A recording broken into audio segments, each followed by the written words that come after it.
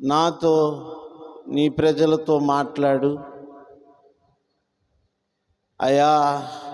నీ ఆత్మచేత మాట్లాడితే మాకు మేలు కలిగిద్ది, మాకు ఉపకారం కలిగిద్ది. నీ మాటలు మమ్మల్ని బలపరుస్తాయి. నీ నోటికి బోరగా నీ సేవకుని వాడుకుని బలపరచమని నజరేయుడైన యేసుక్రీస్తు వారి నామములో ప్రార్థించి అడిగి వేడుకొనుచున్నాం తండ్రి. ఆమేన్. దేవునికి స్తోత్రం కలిగిన గాక. హల్లెలూయా.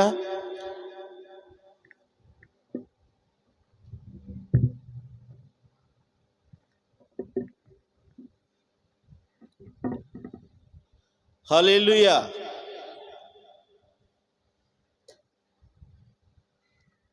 పరిశుద్ధ గ్రంథంలో ఉండి దేవుని వాక్యాన్ని చూద్దాం. పరిశుద్ధ గ్రంథంలో ఉండి దేవుని వాక్యాన్ని చూద్దాం.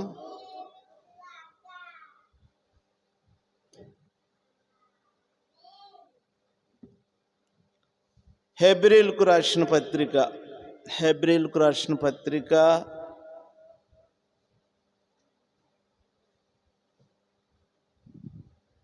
11వ అధ్యాయము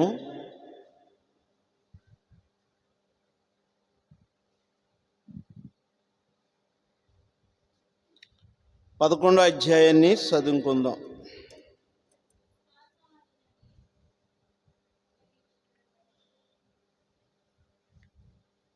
విశ్వాసమనున్నది నిరీక్షింపబడు వాటి యొక్క నిజస్వరూపమును, అదృశ్యమైనవి ఉన్నవనుటకు రుజువునై ఉన్నది. దేవునికి స్తోత్రం కలిగిన గాక. విశ్వాసం అన్నది నిరీక్షింపబడుట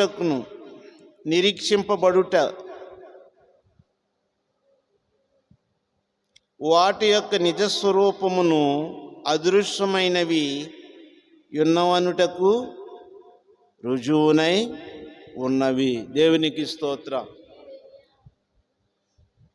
విశ్వాసము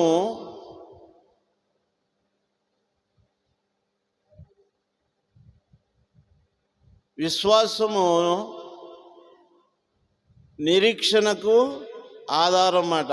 దేవునికి స్తోత్రం కలిగిన గాక. ఆ నిరీక్షణ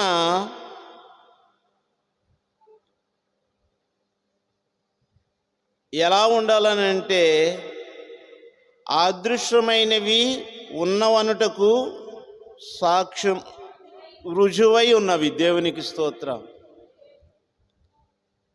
రుజువై ఉన్నవి. ఉన్నవి అనుటకు రుజువై ఉన్నవి. దేవునికి స్తోత్రం. నీ దగ్గర ఏది లేకపోయినా ఏముండాలనంటే విశ్వాసం ఉండాలి. ఏముండాలి చెప్పండి? విశ్వాసం ఉండాలి. విశ్వాసం అనేది చాలా ప్రాముఖ్యమైనది. ఆ విశ్వాసముని నిరీక్షణకు ఆధారం అవుతుంది అన్నమాట.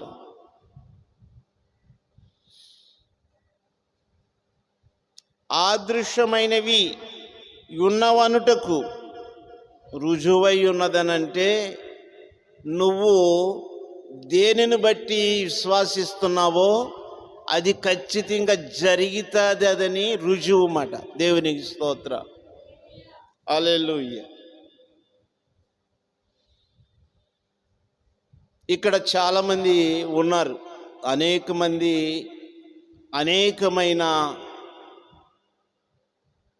వాటి మీద విశ్వాసంతో ఉన్నారన్నమాట. చదువుకుని బిడ్డలు ఉన్నారు, చదువు పూర్తయిన బిడ్డలు ఉన్నారు,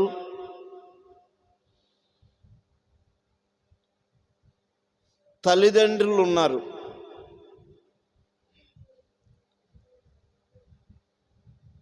తల్లిదండ్రులకు కూడా బిడ్డల మీద, కుటుంబం మీద అలాగే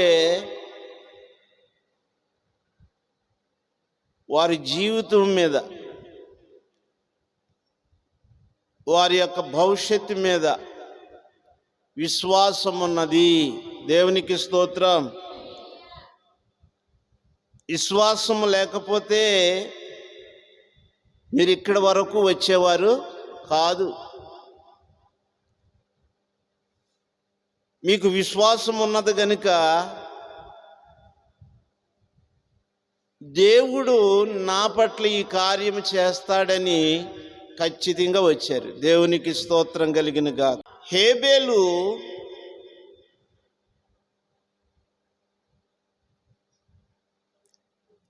విశ్వసించిన హేబేలు కయ్యేని కంటే శ్రేష్టమైన బలిని అర్పించాడు విశ్వాసాన్ని బట్టి. ఎందుకనంటే దేవునికి శ్రేష్టమైనది ఇవ్వాలి అని చెప్పి దేవునికి ఇస్తే నిజముగా దాని తగిన ప్రతిఫలము దేవుని దగ్గర నుండి నేను పొందుకోగలనన్న విశ్వాసం ఆయనలో ఉంది. ఆ అర్పణము దేవునికి ఇష్టమైనప్పుడు దేవుడంట అతని నీతిమంతునిగా తీర్చాడంట. దేవునికి స్తోత్రం కలిగిన గాక. 4వ వచనం, విశ్వాసమును బట్టి హేబేలు కయ్యేను కంటే శ్రేష్టమైన బలి దేవునికి అర్పించును.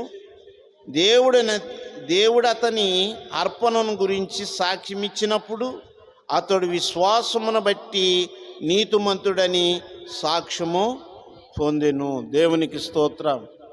దేవుని చేత ఎంతమంది నీతిమంతులమని అనిపించుకోగలుగుతున్నారు? చాలామంది.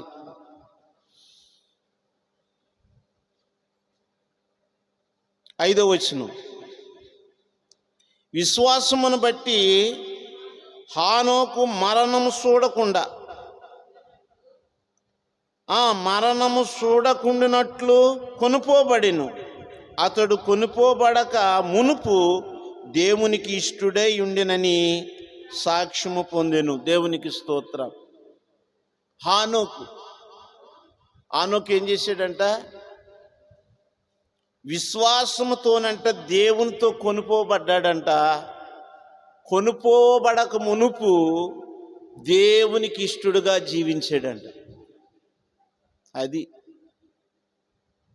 ఎవరి సంగతి ఏమైనా, ఎవరి విషయం ఏదైనా, ఎవరి మాట ఏదైనా, ఎవరు ఏమనుకున్నా, ఎవరు ఏమనుకోపోనా, ఏదేమైనప్పటికైనా నీవెలాగుండాలనంటే దేవుని అందు విశ్వాసముతో సాగాలి. దేవునితో విశ్వాసముగా నువ్వు సాగినప్పుడు నీ విశ్వాసమును బట్టి దేవుడు నిన్ను నీతిమంతునుగాను, హేబేలును నీతిమంతునుగాను, అలాగే హానోకు తన విశ్వాసమును బట్టి ఏం చేశాడో తెలుసా? దేవునితో నడిచెళ్ళిపోయాడంట పరమునకి. ఎక్కడికి నడిచెళ్ళిపోయాడంట? ఆ పరలోకమే నడిచెళ్ళిపోయాడంట. ఎంత గొప్ప విశ్వాసం చూడండి. దేవుడంటే ఎంత ప్రేమ, దేవుడంటే ఎంత ప్రేమ చూడండి. 6వ వచనం, విశ్వాసం లేకుండా దేవునికి ఇష్టుడై ఉండుట అసాధ్యము. విశ్వాసం లేకోకుండా దేవునికి ఇష్టుడై ఉండుట అసాధ్యము. చూడండి, విశ్వాసం లేకుండా దేవునికి ఇష్టుడై ఉండుట అసాధ్యము. దేవుని యొద్దకు వచ్చివాడు ఆయన ఉన్నాడనియు, తాను వెతుకు వారికి ఫలము దయచేయవాడనియు నమ్మవలెను కదా. దేవునికి స్తోత్రం. నీకు నమ్మకం ఉందా? దేవుడు నీకు ఫలాన్ని అనుగ్రహిస్తాడని నమ్మకం ఉందా? దేవుడు ఉన్నాడనియు, ఆయన తన్ను వెతుకు వారికి ఫలము దయచేవాడనియు నమ్మవలెను. దేవునికి స్తోత్రం. అది విశ్వాసం అంటే. విశ్వాసం అంటే ఏంటి? దేవుడు ఉన్నాడనియు, నువ్వు ఇక్కడికి వచ్చినప్పుడు దేవుడు ఉన్నాడనియు వస్తున్నావు. అలాగే ఉన్న దేవుడు నీకు ఫలం ఇస్తాడని నమ్మాలి. అంతే, ఖచ్చితంగా నమ్మాలి, ఖచ్చితంగా నమ్మాలి. ఇంకొక విషయం, 7వ వచనం, విశ్వాసమును బట్టి నోవాహు అది వరకు చూడ సంగతులను గురించి దేవుని చేత హెచ్చరింపబడి భయభక్తులు గలవాడే తన ఇంటి వారి రక్షణ కొరకు ఒక ఓడను సిద్ధము చేసెను. అందువలన అతడు లోకము మీద నేరస్థాపన చేసి విశ్వాసమును బట్టి కలుగు నీతికి వారసుడాయను. దేవునికి స్తోత్రం. నోవాహు ఏం చేశాడంటే దేవుని మీద విశ్వాసము నుంచి ఆయన తన ఇంటి వారికి రక్షణ కలగజేసుకున్నాడంట. రక్షణ కలగజేసుకున్నాడంట. మీ ఇంటి వారికి రక్షణ కలగజేసుకుంటున్నారా? నోవాహు అయితే విశ్వాసమును బట్టి నోవాహు అది వరకు చూడ సంగతులను గురించి దేవుని చేత హెచ్చరింపబడి భయభక్తులు గలవాడై తన ఇంటి వారి రక్షణ కొరకు ఒక ఓడను సిద్ధపరుచుకుని, తన ఇంటి వారి కొరకు ఒక ఓడను సిద్ధపరుచుకొని, తన ఇంటి వారి కొరకు ఒక ఓడను సిద్ధపరుచుకొని. ఎంతమంది ఉన్నారు ఇలాగా? దేవుని చేత హెచ్చరింపబడిన వారు ఎంతమంది ఉన్నారు? భయభక్తులు గలవారై తన ఇంటి వారికి రక్షణ అనే ఒక ఓడను సిద్ధపరుచుకొనెను. అందువలన అతడు లోకము మీద నేరస్థాపన చేసి విశ్వాసమును బట్టి కలుగు నీతికి వారసుడాయను. దేవునికి స్తోత్రం. వీళ్ళు విశ్వాసమునకు వీరులంటే ఎవరంటే వీళ్ళు. దేవుని స్తోత్రం. మనము ఎలాగుండాలి అని అంటే విశ్వాసం అనే వీరుల జాబితాలోకి చేరాలి. ఎలా ఉండాలి చెప్పండి? నీకు విశ్వాసం అంటే నీకెవ్వరు చెప్పంసర్లా, నీకు విశ్వాసం అంటే ఎవరు నేర్పంసర్లా, నీకు విశ్వాసం అంటే నీకెవ్వరు తెలియపరచంసర్లేదు. నువ్వే తెలుసుకోగలుగుతావు, నువ్వే నేర్చుకోగలుగుతావు, నువ్వే చేయగలుగుతావు. దేవునికి స్తోత్రం కలిగిన ఒకరి చేత నువ్వు చెప్పించుకో అవసరం లేదు. దేవునికి స్తోత్రం కలిగిన కాక. తర్వాత ఒక విషయానికి వద్దాం. జలప్రలయం తర్వాత విశ్వాస వీరుల గురించి తెలుసుకుందాం. 8వ వచనం, అబ్రహాము పిలువబడినప్పుడు విశ్వాసమును బట్టి పిలుపునకు లోబడి తన్ను స్వాచ్ఛముగా పొందునై ఉన్న దేశమునకు బయలువెళ్ళెను. మరియు ఎక్కడికి వెళ్ళవలెనో అది వెరగకయు బయలు వెళ్ళలేను. విశ్వాసమును బట్టి అతనితో ఆ వాగ్దానమునకు సమాన వారసులైన ఇస్సాకు యాకోబు అనువారును గుడారములలో నివసించుచు అన్య దేశములో ఉన్నట్టుగా వాగ్దత్త దేశములో పరదేశులైరి. ఏలయనగా దేవుడు దేనికి శిల్పయు నిర్మాణకుడయ్యి ఉన్నాడో పునాదులు గల ఆ పట్టణమును కొరకు అబ్రహాము ఎదురు చూసుండెను. దేవునికి స్తోత్రం. హల్లెలూయా. దేవుడు అబ్రహాముని పిలిచినప్పుడు లోబడ్డాడంతే, ఖచ్చితంగా లోబడ్డాడు. లోబడి అతను ఎరగని దేశానికి దేవుడు వెళ్ళమన్నప్పుడు వెళ్ళిపోయాడు అంతే. ఏమి వెనక ముందు ఆలోచన చేయలే. దేవుడు వెళ్ళమన్నాడు అంతే, నేను వెళ్తున్నాను అంతే, ఇంకా నాకు దేనితోని పని లేదు, దేవుడే ఆయనే చూసుకుంటాడని చెప్పి విశ్వాసం, ఎంత విశ్వాసమో చూడండి. ఆయన విశ్వాసం ఏం చేసింది తెలుసా? ఇస్సాకును యాకోబును పునాదులు గల పట్టణమును కంటే అబ్రహాము బిడ్డలు ఎవరు చెప్పండి? ఇస్సాకు. ఇస్సాకు బిడ్డ ఎవరు? యాకోబు. వారి పిల్లలకి పునాదులు గల పట్టణాన్ని ఇచ్చాడన్నమాట. పునాదులు గల పట్టణం అంటే పునాదితో వేయబడిన పట్టణం. దేవునికి స్తోత్రం. అది చాలా స్ట్రాంగ్ మాట.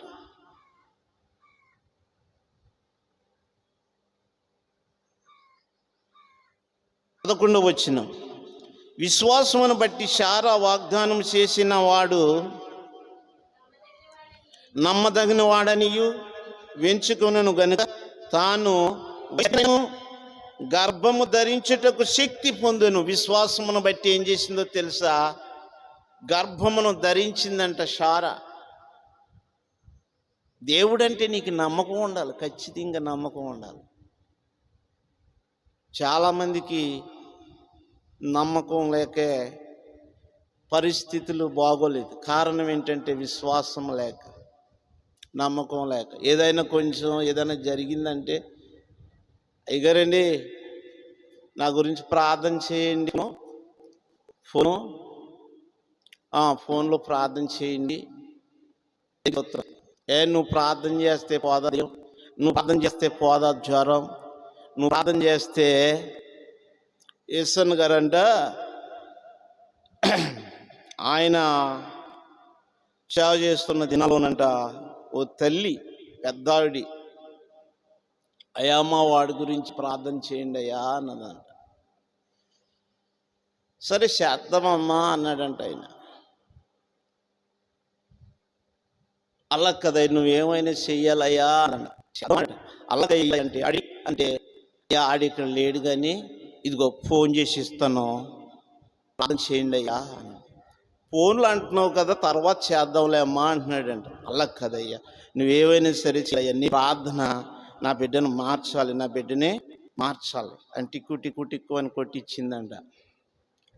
అయితే చేసాడంట, హలో అన్నాడంట. అవతలాడు ఫోన్ ఎత్తి అన్నాడంట, ఎవడరా నువ్వు, నేను సినిమా హాల్లో ఉంటే ఇప్పుడు ఫోన్ చేసావు అన్నాడంట. ఏమన్నాడంట? ఇంకా అయ్యగారికి వెంటనే ఏమన్నాలో తెలియలేదంట. దేవునికి స్తోత్రం, హల్లెలూయా. ఎక్కడ చెప్పండి? సినిమాలో ఉన్నాడు. సినిమా హాల్లో ఉన్నప్పుడు ఫోన్ చేస్తే, ఎవడరా నువ్వు, సినిమా హాల్లో ఉంటే నేను ఫోన్ చేసావు అన్నాడంట. అయ్యగారికి ఏమన్నాలో తెలియక ఇలాగే ఉంటుంది ఫోన్లో ప్రార్థన అంటే. దేవునికి స్తోత్రం, హల్లెలూయా. వీళ్ళకి ఏం తెలియదు, అయ్యా ప్రార్థన చేయండి అయ్యా, ఆవిడ చెవి దగ్గర ఎడతాను, ఆవిడ కాళ్ళ దగ్గర ఎడతాను, ఆయన మూతి దగ్గర ఎడతాను, అక్కంటి దగ్గర ఎడతాను. ఏం దేవుడికి తెలియదు వాళ్ళ చెవి దగ్గర ఎట్టాలేంటి అంటే వీళ్ళు వినాలన్నమాట, ప్రార్థన చేస్తున్నాడా అని. దేవుని స్తోత్రం, హల్లెలూయా. విశ్వాసము, మన విశ్వాసం ఏం చేయాలో తెలుసా? మన విశ్వాసము కార్యము జరిగించాలి. నీకు స్తోత్రం. ప్రతి ఒక్కరూ కూడా ఎలాగ ఉండాలనంటే విశ్వాసముతో ఉండాలి. ఎలాగ ఉండాలంటే విశ్వాసముతో ఉండాలి. మీరు ఎప్పుడు విశ్వాసముతో ఉంటారు? యేసు ప్రభు వారు చెప్పిన మాట అదే. ఏంటో తెలుసా? విశ్వాసము లేని వారులారా ఎంతకాలం మీతో నేను ఉంటాను అన్నాడు. దేవునికి స్తోత్రం. ఎక్కడ చెప్పండి? ఆయన ఒక పడవ మీద ప్రయాణం చేస్తున్నారు. అనువులో అనగా ఎదర ఆయన పండుకున్నాడు యేసు ప్రభు వారు. శిష్యులు సముద్రం మీద ప్రయాణం చేస్తున్నారు. యేసయ్యని ఆ పడవలో పెట్టుకుని వీళ్ళు తెడ్లు తీస్తున్నారు. ఇంతలో ఉన్నట్టుగా ఉండి గాలి లేచింది. ఆ తర్వాత ఏం జరిగిందనంటే అలలు లేసాయి. అలలు లేస్తే పడవ ఉంటుందండి, ఇలా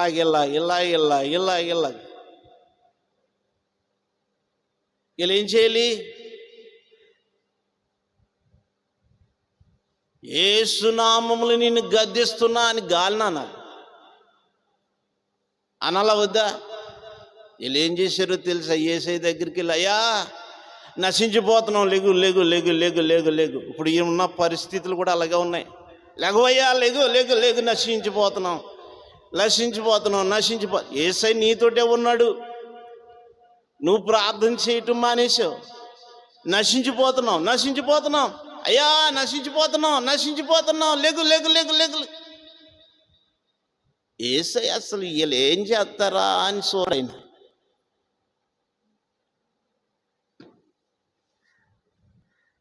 యేసయ్య లేచి గాలిని గద్దించాడు. ఆయన గద్దించగానే గాలి నిమ్మలమైపోయింది, సముద్రం కూడా చక్కగా నిమ్మలమైపోయింది. దేవునికి స్తోత్రం. వారి దగ్గర ఏం లేదు చెప్పండి? విశ్వాసం లేదు. ఏం లేదు? విశ్వాసం లేదు. మీరు ఎంతవరకు ఇలాగుంటారు? మీ విశ్వాసం ఏమైంది? 5 రొట్లు 5,000కు పంచినప్పుడు అయ్యి బాబోయ్ యేసయ్యా ఎంత గొప్ప కార్యం చేసాడా అన్న విశ్వాసం ఏమైంది? రోగుల మీద చేతులు ఉంచినప్పుడు రోగులు స్వస్థపడ్డారే, అప్పుడున్న విశ్వాసం ఏమైంది? ఈ విశ్వాసం ఏమైపోయింది మీది?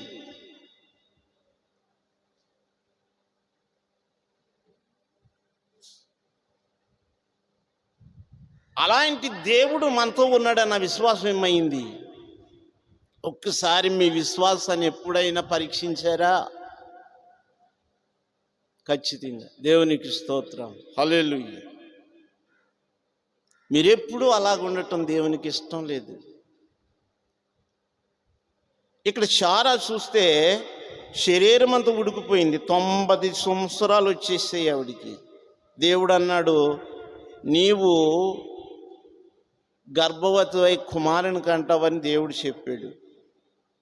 ఆవిడ అనుకుంది, ఈ వయసులో పిల్లలు ఎలా కంటానో అనుకుంది ఫస్ట్.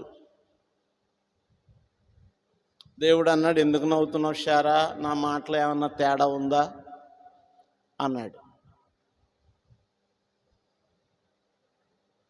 అనంటే, అవునయ్య నువ్వు దేవుడు కాబట్టి నీ మాట నెరవేరుతుంది, నిజమే ప్రభు అని గట్టిగా మాటను పట్టుకుంది, ప్రార్థన చేసుకునేది.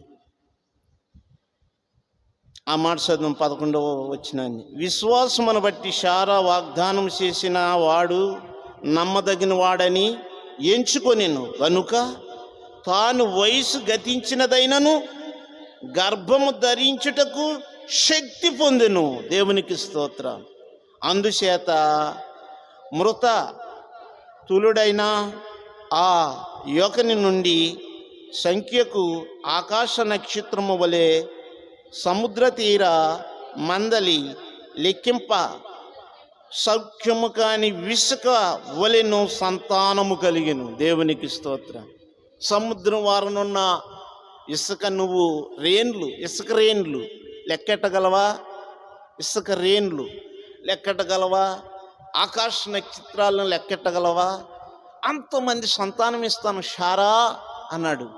ఇది నమ్మటానికి వీల్లేని పరిస్థితి అని చెప్పి ఆయన ఏం చేశాడనంటే, దేవుడు వాగ్దానం అడిగాడనంటే, దేవుడు నా కుమారుని అడిగాడంటే బలిగా నాకు చేసిన వాగ్దానమును మర్చిపోడు కదా.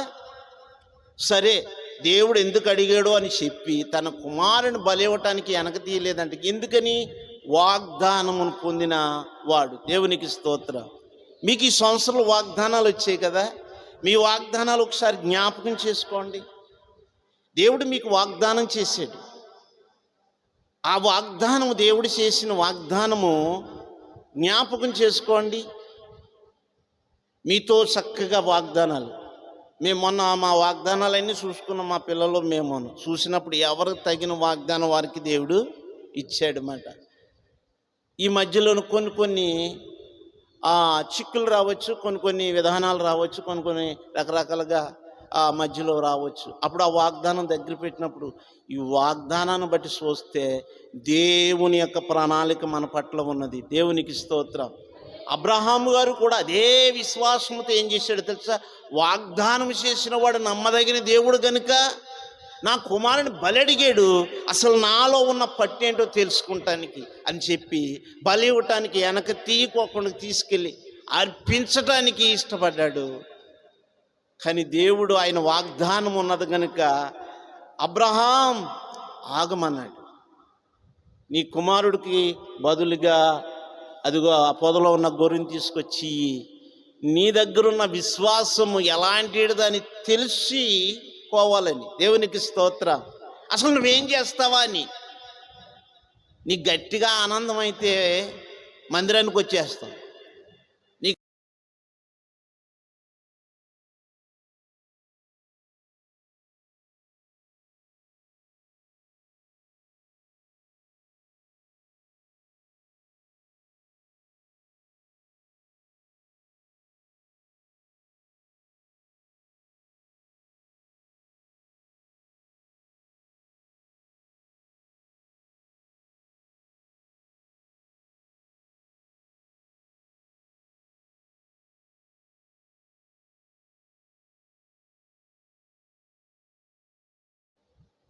పిల్లల్ని అయితే హాస్టల్లో వేసాను.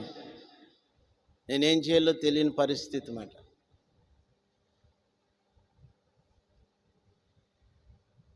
అంగన్వాడీ స్కూల్కి వెళ్ళేది ఈ అమ్మాయి. ఈ పూట తిన్నదనుకోండి మధ్యాహ్నం, మళ్ళీ రేపు పొద్దున్న దాకా, రేపు మధ్యాహ్నం దాకా మళ్ళీ భోజనం లేదు మాకు.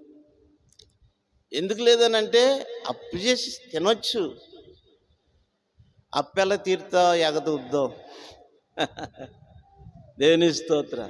అప్పెలా తీరుతా ఎగదోపాలి, ఇంక రెండో మార్గం లేదు. ఎందుకనంటే దేవుడా దేవుడు అయితే నా చేతిలో ఉన్నావు. జారిపోవటానికి కొంచెమే, నువ్వు కూడా జారిపోదాం అనుకుంటున్నావు. అయితే ఇదిగో నీవు నా చేతిలో ఉన్నావు, నిన్ను జారనివ్వను అన్నాడంట దేవుడు. దేవునికి స్తోత్రం. ఎక్కడ జారిపోతున్నారు వాళ్ళు అని అంటే పాతాళంలోకి జారిపోతున్నారు, పాతాళ కుప్పంలోకి జారిపోతున్నారు. ఎన్ని దర్శనాలు అనుకుంటున్నారు? నేను చాలామందిని కొందరిని కొన్ని దర్శనాల ద్వారా చూసినప్పుడు, అదిగో అతడు పాతాళ కుప్పములో నడుస్తున్నాడు, మోకాళ్ళ లోతు పాతాళ కుప్పములో నడుస్తున్నాడు. ఎక్కడ నడుస్తున్నాడంట? మోకాళ్ళ లోతు పాతాళ కుప్పములో నడుస్తున్నాడు అని దేవుడు చూపించేవాడు దర్శనం. దేవుని స్తోత్రం. ఇదిగో ఇతడు కోతులాంటోడు అని చూపించేవాడు. ఇదిగో ఇతడు అపహాసకుడు అని చూపించేవాడు. వాళ్ళ పేర్లు ఎందుకులే అండి. దేవుని స్తోత్రం. హల్లెలూయా. అలాంటి వాళ్ళని ఎక్కువగా నమ్ముతున్నారు. కానీ నమ్ముతారు, కానీ చివరికి వచ్చినప్పటికీ కోతుకులాగానే ఉంటుంది అలరగానే వాళ్ళ జీవితం, అపహాసకుల్లాగానే ఉంటుంది. ఎందుకంటే విశ్వాసం. నీ విశ్వాసాన్ని నువ్వేం చేస్తున్నావు? హెబ్రీయులకు రాసిన పత్రిక 12వ అధ్యాయము 22వ వచనం చూడండి. 12:22.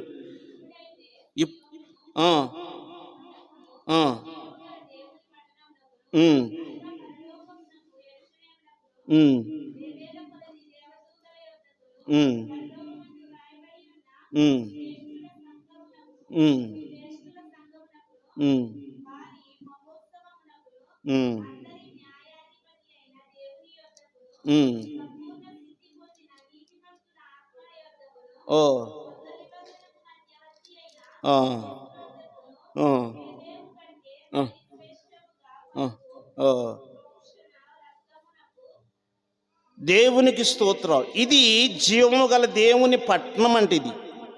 దాని కొరకు వీరందరూ విశ్వాసంతోటి ఏం చేశారో తెలుసా? వారి లోకమనే పరుగులో పందెంలో ఉన్నారంట. నేను చదువుతున్నాను ఏమని? ఇప్పుడైతే షియోనను కొండకును జీవము గల దేవుని పట్టణమునకును అనగా పరలోకపు యెరూషలేమునకును ఏవేల కొలది దేవదూతల యొద్దకును పరలోకమందు రాయబడి ఉన్న శ్రేష్ఠ సంఘమునకును వారి మహోత్సవమునకును అందరి న్యాయాధిపతి అయిన దేవుని యొద్దకును సంపూర్ణ సిద్ధి పొంది నీతిమంతుల ఆత్మల యొద్దకును క్రొత్త నిబంధనకు మధ్యవర్తి అయిన యేసునొద్దకును హేబేలు కంటే